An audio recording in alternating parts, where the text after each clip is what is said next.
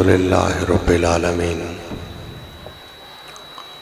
वल आक़िबतु लिल मुत्तक़ीन वस्सलातु वस्सलामु अला रसूलिहिल करीमिल अमीन वअला आलिहि व सहबिहि अजमाइन। अम्मा बादु फ़अऊज़ु बिल्लाहि मिनश शैतानिर रजीम। बिस्मिल्लाहिर रहमानिर रहीम। अला इन्ना औलिया अल्लाह ला खौफुन अलैहिम व ला हुम यहज़नून।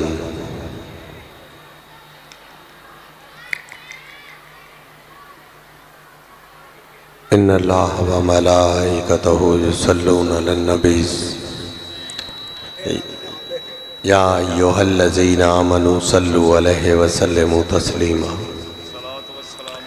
अस्सलातु वस्सलामु अलैका या रसूल अल्लाह। अस्सलातु वस्सलामु अलैका या हबीब अल्लाह।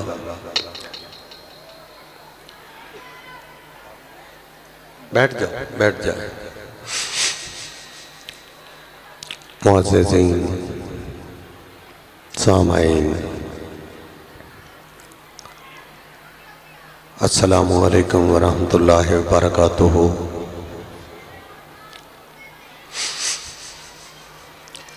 आज की ये महफिल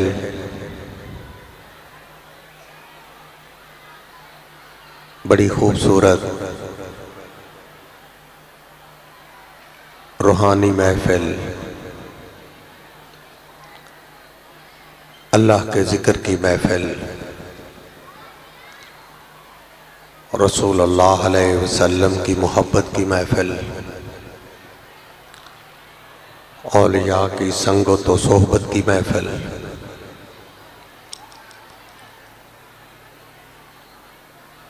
तो ऐसी महफिल इंसानों को जिंदगी में कभी कभी मयस्सर होती है।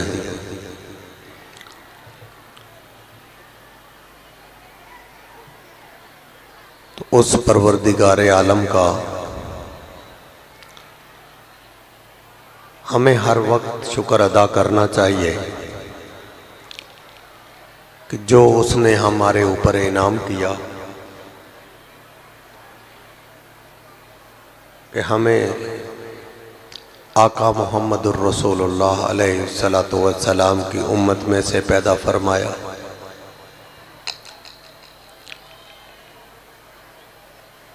फिर उम्मत में से अहले सुन्नत में पैदा फरमाया।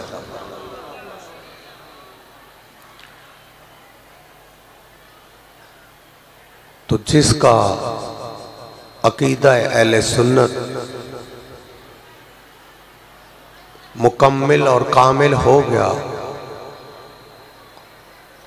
तो समझो उसकी निजात हो गई। तो जिसका अकीदा मुकम्मल ना हुआ उसकी कोई इबादत ही मुकम्मल नहीं है। इबादत जो मुकम्मल होती है, कामिल होती है, उसमें अकीदे का दुरुस्त होना वो लाजम होता है। आप देखें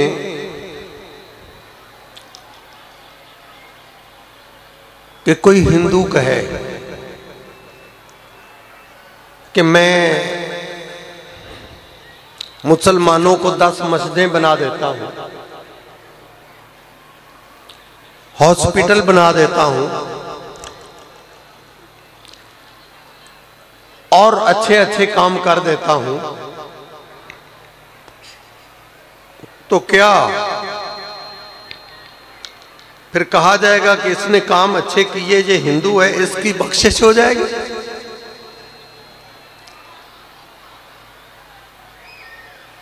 किसी सूरत भी नहीं, कोई सूरत ही नहीं। जब तक कि उसका अकीदा खत्म नबूवत पर उसका कामिल यकीन नहीं होगा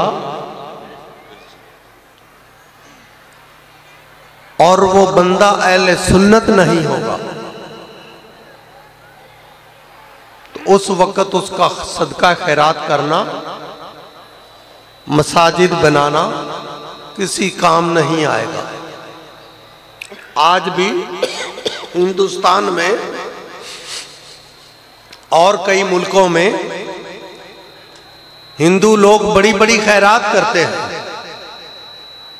ईसाई भी करते हैं, यहूदी भी करते हैं। समझ आ रही है? कई हिंदुओं में, ईसाइयों में ऐसे लोग मौजूद हैं कि जिन्होंने सारी जिंदगी झूठ नहीं बोला, शराब नहीं पी, ज़ना नहीं किया। देखने में तो ये बहुत अमल आला है, लेकिन सबसे जो अमल आला है वो आका मोहम्मद रसूलुल्लाह अलैहिस्सलातु वस्सलाम पर यकीन रखना का अमल, सबसे अमल आला। अक्सर मैं वो हदीस पाक बयान करता हूं, कई जगहों पे मैंने वो बयान की। रोजे महशर होगा, रोजे महशर होगा, तो जैसे फर्दन फर्दन इंसान बारगाह रब्बुल इज्जत में हाजिर होंगे, ऐसे ही नमाज, हज, रोजा, ज़कात, खैरात, सदकात, ये सब इस्लाम, ये सब अल्लाह की बारगाह में हाजिर होंगे। अल्लाह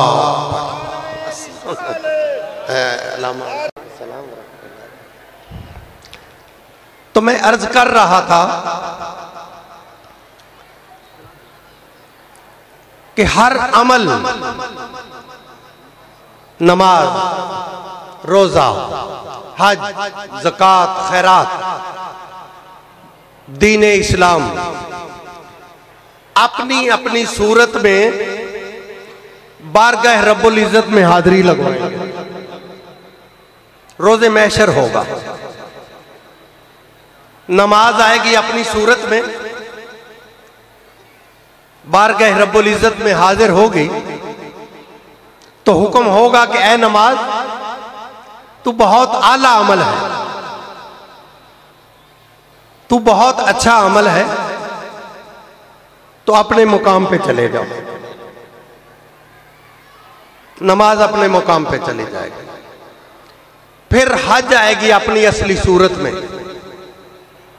हज को भी यही हुक्म होगा। फिर सदका आएगा, सदका को भी यही हुक्म होगा, आप भी अच्छे अमल है। ज़कात आएगी, सदकात आएंगे, यही अमल होगा। सबसे आखिर पर दीने इस्लाम अपनी सूरत में आएगा, तो बारगाह रब्बुल इज्जत में दीने इस्लाम अर्ज करेगा कि या रब्बुल आलमीन, तूने मुझे दीने इस्लाम बनाया है, तो मैं तेरी बारगाह में हाजिर हूं। तो ऐ मेरे मालिक करीम, तेरा नाम भी अस्सलाम है, तो तूने मुझे बड़ी फजीलत अता फरमाई है, बड़ी अजमत अता फरमाई है।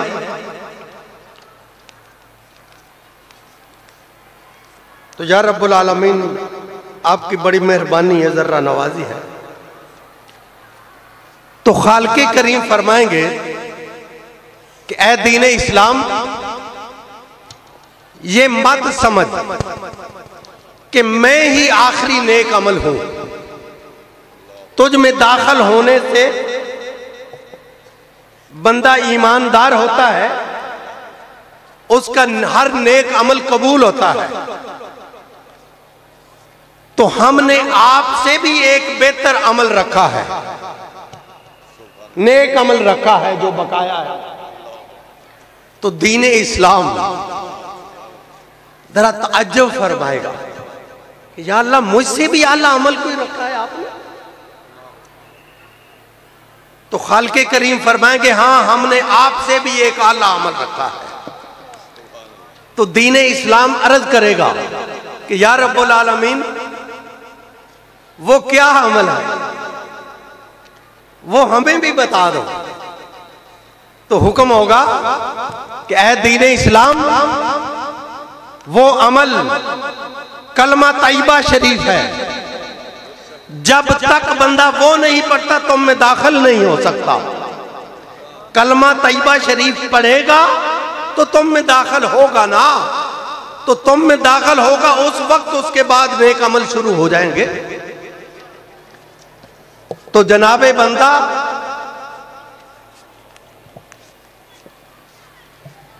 हमारा जो अकीदा अहले सुन्नत है, ये सबसे कीमती सरमाया है।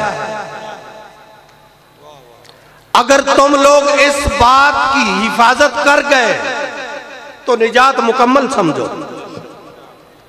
अगर इसमें कमजोरी दिखा गए कि ये कहा जनाब पता नहीं कौन सच्चा है कौन झूठा है, तो फिर समझे कि आप एक बहुत बड़ी मुसीबत में पड़ने वाले हैं।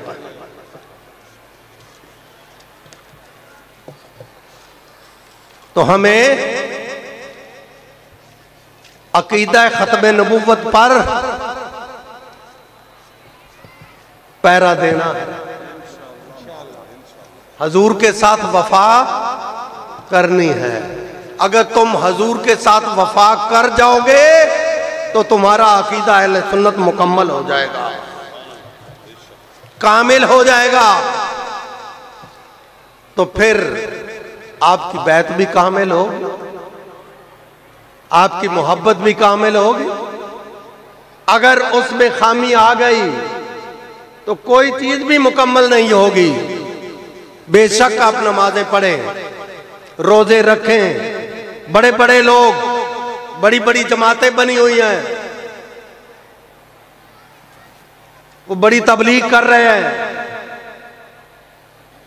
बड़े लोग जमा होते हैं, लेकिन अल्हम्दुलिल्लाह हमारा छोटा सा भी मजमा होता है अहले सुन्नत का, कोई ना कोई बंदा जरूर मौजूद होता है। तो वो 25-25 लाख बंदे का दावा करते हैं। बात सुनो यार, बाद में नारे लगा लेना। 25-25 लाख लोगों का मजमे का दावा करते, बंदा एक नहीं होता।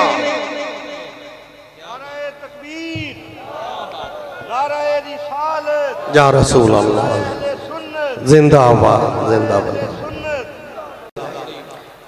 आप जब बैत हुए हजरत किबला आलम के पीर कंधारी के, जी जनाब आए तशरीफ लाएं, तो हजरत साहब ने किसी को नहीं बताया।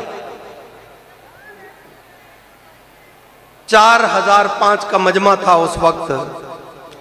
तो हजरत साहब ने आपको बुलाया, आपने फरमाया कि मेरी जगह पे बैठ जाओ। जब अपनी जगह पे बिठाया तो फरमाया मैं अपने हुजरे में जा रहा हूं, मेरी जगह पे बैठे रहना। उधर से अंदर से आए, दस्तार साथ ले आए, तो आपको दस्तार बंदी कर दी। सारे लोग हैरान हो गए, ये बंदा गरीब सा बंदा, 2 साल नहीं हुए मुरीद हुए, तो आज खिलाफत मिल रही है, और वो भी हजरत पीर कंधारी के। बड़े हैरान हुए। तो फिर आपने बात वहां पे खत्म नहीं की। आपने फरमाया किसी को इस बात पे एतराज है? सभी खामोश थे। आप फरमा रहे हैं कि मुझे पता है कुछ लोगों को एतराज है। तो मैं कह रहा हूं, तुम्हारे सामने खड़ा हूं, जैसे ये बनकर आया सारा मजमा ऐसे बनकर आ जाए, मैं सबको वली बना दूंगा। आपने ऐसे फरमाया। तो आपने फरमाया जब मैं इस अपने मुरीद सूफी मरूले वाले को देखता हूं, एक अभी भी लोग वो मौजूद हैं जो इस बात में हजरत साहब ने फरमाई तो लोग उस वक्त सुन रहे थे, वो मुरीद थे आपके, अभी जिंदा है वो लोग। तो हजूर किबला आलम ने फरमाया, जब मैं इसको देखता हूं तो मैं खुद हैरान हो जाता हूं, मैं खुद हैरान हो जाता हूं। इसको तो सुल्तान बाजीद बुस्तामी के वक्त में होना चाहिए, इधर कैसे आ गया, ये इधर कैसे आ गया, ये तो उस वक्त का वली है। फिर आपने फरमाया, देखो फिर जिसने मुझे देखना हो वो इसे देख ले, इसे देख ले। फिर बामा बाला के टीचर थे मास्टर बशीर साहब, वो भी हजूर किबला आलम के बैत होने के लिए गए तांदला वाला में। तो हजरत साहब ने फरमाया, इधर आने की क्या जरूरत है, उधर सूफी बरूले वाला मौजूद नहीं, उधर बैत हो जाए, जिसने फिर मुझे देखना है उसे देख ले, जिसने मेरा बैत होना है वो उसका बैत हो जाए। तो मास्टर साहब से हजरत साहब फरमाने लगे, तुम कितनी जमात पढ़ा हुआ है? आप उर्दू बोलते थे। तो उन्होंने कहा कि हजूर मैं टीचर लगा हुआ हूं, मैंने बीए किया हुआ है। अच्छा माशाल्लाह, फिर आपकी बड़ी अंग्रेज वाली तालीम है, बड़े लिखे पढ़े हुए हैं। आपको पता है समंदर कितना गहरा? हजूर अभी तक तो कोई रिसर्च नहीं आई, कोई तहकीक नहीं आई कि समंदर कितना गहरा है। आपने फरमाया, मेरे मुरीद सूफी मरूले वाले को जानते हो? हजूर बड़ा जानते हैं, बड़ा जानते हैं। आप फरमाया, समंदर की गहराई का अंदाजा है, उसकी गहराई का अंदाजा ही नहीं, अंदाजा नहीं। आप बढ़ाते जा रहे हैं बात को। तो सुबह हुई तो कुछ लोगों ने कहा कि हजरत हुजूर, ये आपका एक खादम है मुजम्मल शाह चिश्ती, हजूर उसने खिदमत भी की है, तो हजूर से मोहब्बत भी करता है, हजूर उसको भी मेहरबानी फरमा दें, अता फरमा दें। तो आपने फरमाया, अच्छा देखेंगे देखेंगे। फिर घर वालों ने मजबूर किया, बड़े बड़े जो मुरीद थे बार बटन वाले, चौधरी अब्दुल रऊफ खान, चौधरी जफर खान, शेख फिरोजुद्दीन साहब, उन्होंने भी अर्ज की बार बार। तो आपने फरमाया साहबजादा साहब को, जाओ मंडी में एक दस्तार लो, उसको सबज रंग करवा कर ले आओ।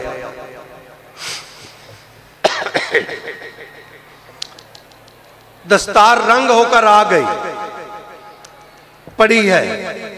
एक हफ्ता गुजर गया, 2 गुजर गए, 3 गुजर गए, हत्ता के 8 हफ्ते गुजर गए, खिलाफत नहीं हुई। मुजम्मल शाह खाली फिर रहा है। 2 माह के बाद साहबजादा हजरत पीर हुसैन अली शाह साहब ने फिर अर्ज की कि हजूर 2 माह गुजर गए, तो मेहरबानी नहीं हुई। आपने फरमाया, हुसैन अली शाह, मुझे बुजुर्गान दीन ने, गौसे आजम ने फरमाया, बड़े बड़े बुजुर्गान दीन ने फरमाया, इसको खिलाफत न देना, ये अच्छा नहीं है, ये अच्छा नहीं है। तो फिर उसकी जो अच्छाई नहीं थी वो सारी 44 साल के बाद बाहर आ गई।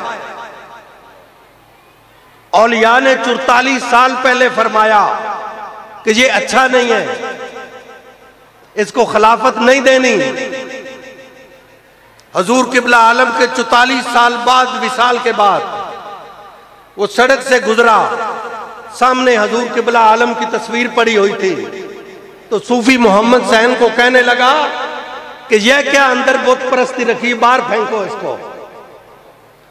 तो हजूर किबला आलम ने 44 साल पहले उसकी निशानदेही फरमा दी कि इसका ये अकीदा होगा, और वो जाकर रैविंडियो के साथ मिला।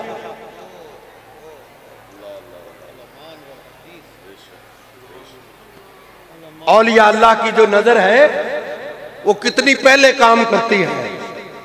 हजरत रफीक शाह साहब बामा बाला वाले,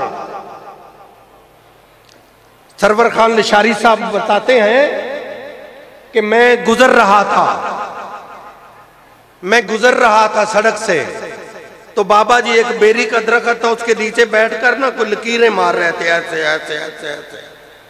मैंने कहा कि हुजूर बाबा साहब ये क्या कर रहे हैं? तो फरमाते हैं कि रफीक अपना सरवर खान, ये किला नंबर 5 में महल बनना है, उसका हम नक्शा बना रहे हैं। 25 नंबर किला में एकड़ में शीश महल बनना है, हम उसका नक्शा बना रहे हैं। फिर शीश महल बना है 25 नंबर किला में या नहीं बना, आपके सामने खड़ा है, आपके सामने है वो खड़ा। तो आपने कितनी देर पहले बताया? 40 साल 44 साल पहले फरमाया। तो लोग कहते हैं हजूर को इल्म, हजूर के नौकरों को इल्म वाफर है, हजूर के जो गुलाम हैं उनको हजूर ने इल्म वाफर अता फरमाया हुआ है।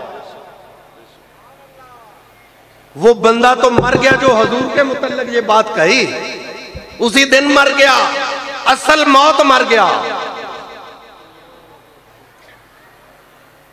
तो जनाब